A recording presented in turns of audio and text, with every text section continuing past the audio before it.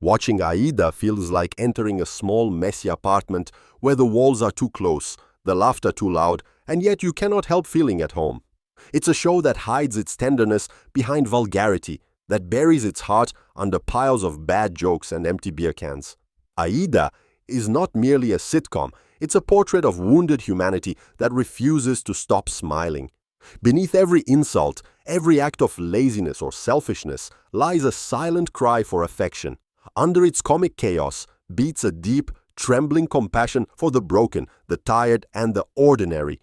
Canción de Tuna captures that essence perfectly because the show itself is like an old, half-drunk street song, off-key, slightly ridiculous, but full of warmth. At first glance, Aida seems like just another working-class comedy. A single mother, 2 kids, a hopeless family, a community of eccentric neighbors. It feels familiar, almost predictable. But as the story unfolds, you begin to realize that nothing about this world is simple. The laughter is heavy, the jokes sting, and every smile seems to hide a bruise. The humor works as camouflage, protecting the characters from the cruelty of their own reality. They joke not because life is funny, but because silence would be unbearable. It's the laughter of people who have run out of other options. Aida Garcia, the center of this universe, is not a heroine in the traditional sense. She is exhausted, chaotic, perpetually one step away from collapse. Yet her exhaustion has a kind of beauty. It's the beauty of someone who refuses to disappear. Her every scene carries the weight of survival. She wakes up each day with no guarantee that things will get better, but she keeps going. Because stopping is not an option. When she yells, when she drinks, when she lies to her children, it's not weakness, it's instinct. There's something profoundly honest in her flaws, as if she's teaching us that being good has nothing to do with being perfect. Her children, Lorena and Jonathan, serve as mirrors reflecting 2 very different responses to the same environment. Lorena hides her disappointment behind irony, chasing empty dreams because dreaming sincerely hurts too much. Jonathan, with his reckless energy, embodies the chaos of a generation raised without direction. He copies what he sees around him: shortcuts, survival, defiance. Yet even in their misguided choices, there's love. They fight, betray, forgive, and try again, over and over, because family, however dysfunctional, remains their only compass. The emotional power of Aida lies in these small, unremarkable gestures, the quiet moments between the jokes. Aida cooking cheap food with a kind of desperate tenderness, Eugenia singing to herself after too much wine, Chema staying late in his shop just to listen to the silence of the night. These scenes are not grand or cinematic, but they are truthful.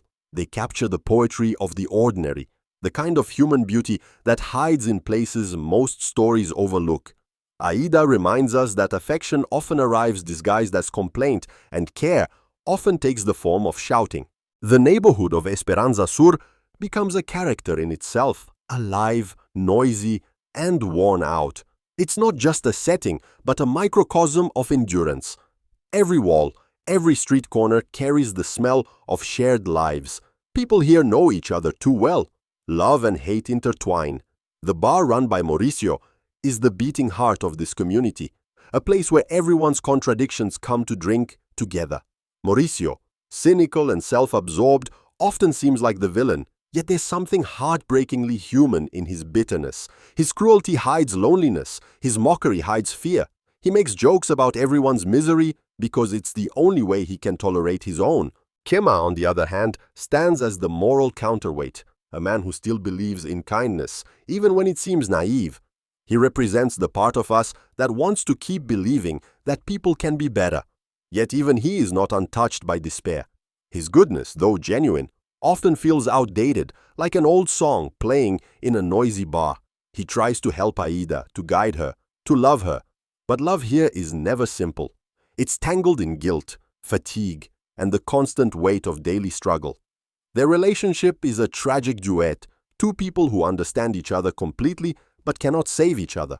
One of the most moving aspects of Aida is the way it redefines love. It's not the romantic, idealized love of movies, but the everyday kind that hides behind sarcasm. It's the mother's love that complains while cooking, The friend's love that insults to protect, the neighbor's love that shows up uninvited. In Esperanza Sur, affection always wears a mask. The tenderness of this world is loud, vulgar, sometimes cruel, but always real. The show teaches us that love doesn't always sound like love. Sometimes it sounds like shouting across a dirty hallway. The humor of Aida functions as a language of survival. It's not meant to make us forget reality, but to coexist with it. The characters use humor as a shield, a form of emotional self-defense. Every time Aida cracks a joke about her misfortunes, she takes control of her pain, turning it into something she can handle. The show's laughter is never escapist. It's an act of rebellion. It says, you can laugh at us, but we're laughing too, and that means you can't defeat us. There's dignity in that defiance, a quiet strength hidden under all the noise. Eugenia, Aida's mother, embodies the tragic wisdom of the elderly poor. She is both comic relief and moral memory. Her constant drinking and absurd remarks make her ridiculous, yet she's often the only one who sees the truth. When she mocks her daughter, when she curses her past, she is revealing something deeper, the sorrow of a generation that gave everything and received nothing. Her laughter is soaked in regret, her cynicism, a disguise for love. There's a moment in nearly every episode when she says something apparently foolish, but if you listen closely, it's the most honest thing anyone has said. Visually, the show avoids beauty on purpose. The lighting is harsh, the colors muted, the camera angles flat. It's a world stripped of glamour. That rawness is essential because it refuses to lie. Nothing about Esperanza Sur is romanticized. The show doesn't invite pity or admiration. It simply shows life as it is, messy, repetitive, full of contradictions.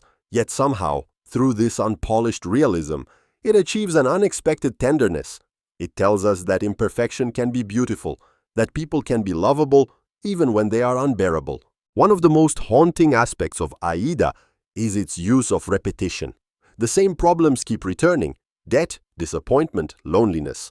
But within this endless loop lies the show's emotional truth. People don't really change, yet they keep trying. There's something deeply human about that persistence.